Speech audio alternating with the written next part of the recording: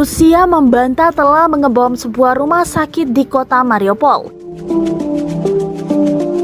Rusia mengatakan klaim Ukraina bahwa pesawat Moskwa mengebom sebuah rumah sakit bersalin di kota Mariupol adalah berita palsu. Delegasi Rusia untuk PBB Dmitry Polansky mengatakan bahwa bangunan itu adalah bekas rumah sakit bersalin yang telah lama diambil alih oleh tentara Ukraina. Begitulah berita palsu lahir, kata Polansky di Twitter, sebagaimana dilansir Reuters Kamis 10 Maret 2022.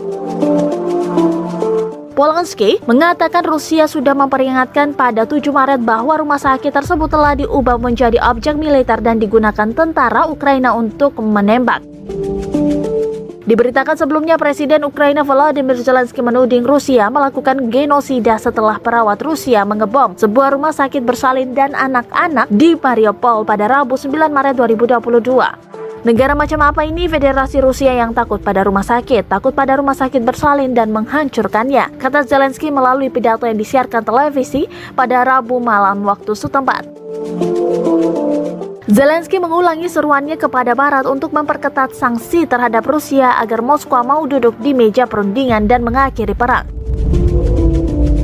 Dia menambahkan pengeboman terhadap rumah sakit bersalin dan anak-anak merupakan bukti bahwa genosida di Ukraina sedang terjadi, sebagaimana dilansir Reuters.